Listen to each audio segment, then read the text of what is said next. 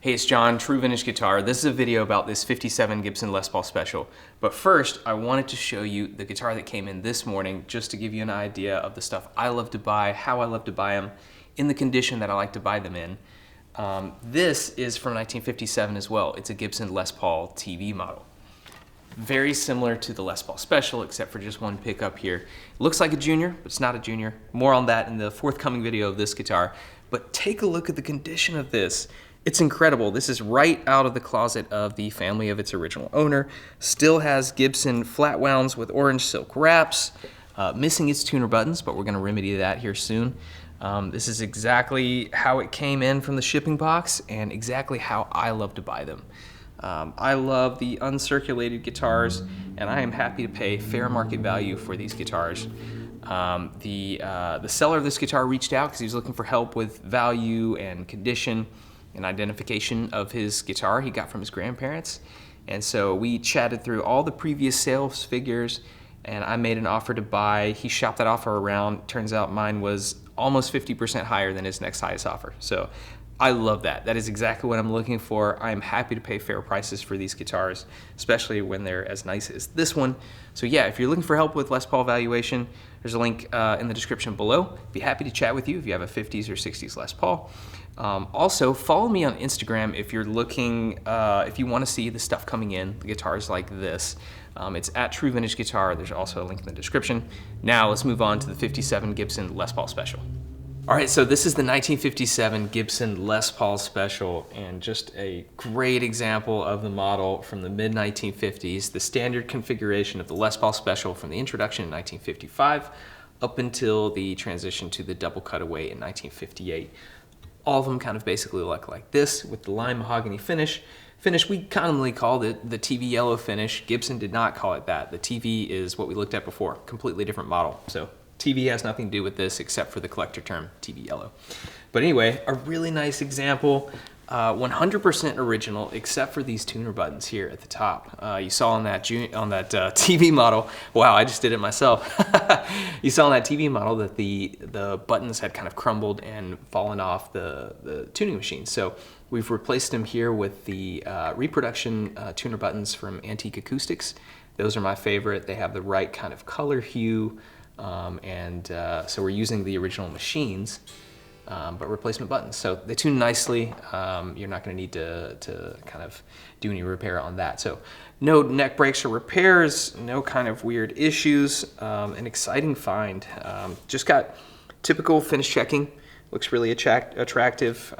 Custom shop, take note. This is what they look like. This is what they're supposed to look like. So yeah, a great playing example. Weighs in at about 7.5 pounds. Does have some fret wear. You know, as I kind of pulled it out of the box, I was looking at the fret wear and kind of aesthetically kind of looks like, oh, we might be trending towards a refret. As I played it, I just loved playing it. You know, I like to refret with the same size fret wire that they came with. So I was like, if we refret this, it's just not going to play all that differently. I think it's fun to play as is.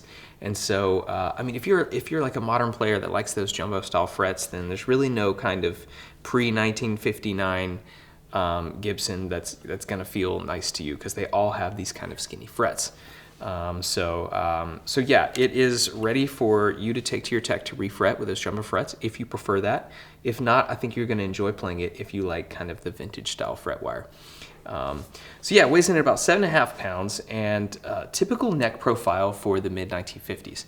So this is fat. This is the typical kind of fat neck from the mid-1950s. Measures about 90 hundredths of an inch at the first fret, tapering up to about a full inch at the 12th fret. So that's the typical kind of fat 50s profile. In 59, they slimmed down to 85 hundredths of the inch at the first fret, and then in 60, all the way down to 80. So about 10% fatter at the first fret than the kind of slim 60 neck that you think about. So yeah, a really comfortable profile. If you like that fat neck, this is exactly what you're looking for. If you like those slim 60s necks, you're in the wrong spot. Go look for a kind of SG Special or something like that. So anyway, a great player. We have just done a typical setup with tins, straight neck, low action. The only thing kind of tweak that I did that I don't do for every one of these specials, but I thought this one deserved it, is that just the way the necks are pitched on these specials makes the strings be a lot closer to the neck coil than they are to the bridge coil.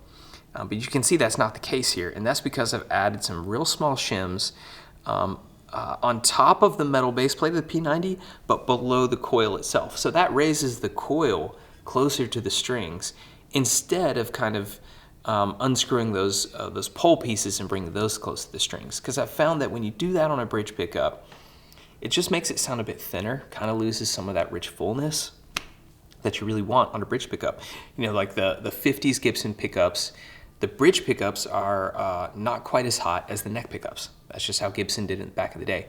And now it's the opposite of that. Usually your bridge pickups are going to be wound a little hotter than your neck pickups. But in the 50s, that was not the case. You know, rock and roll was just kind of coming about, so I guess they wanted that lead position to really cut. So they end up being a lot brighter than the neck pickups. Not just being in the position, but also the number of turns.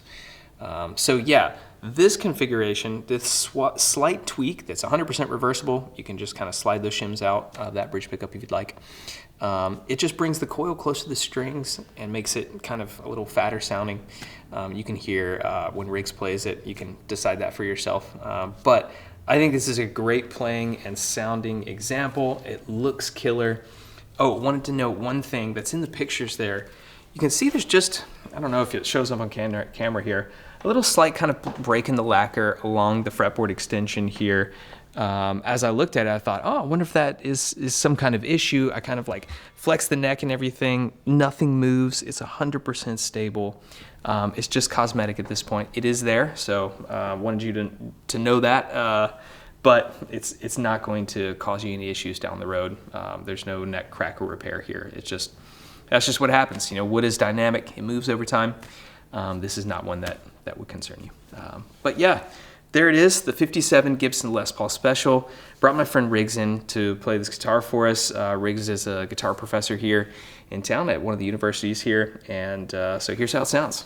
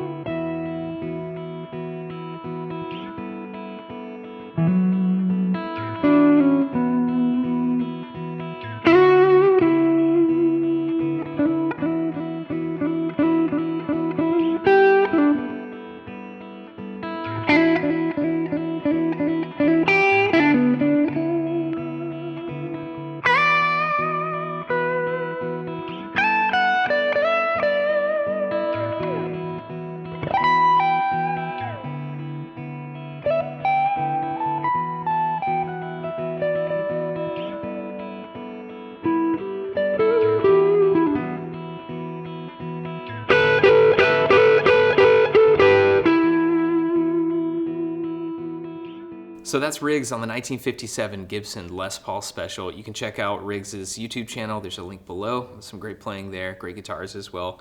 My name is John. My shop's called True Vintage Guitar. We're here in the shop right now in Birmingham, Alabama. If you're close by, I would love to have you come down and check out some of the guitars. You can book an appointment. Or if you're not close by, you can check it out at truevintageguitar.com. Contact information there, listings, more videos. So yeah, thanks for watching.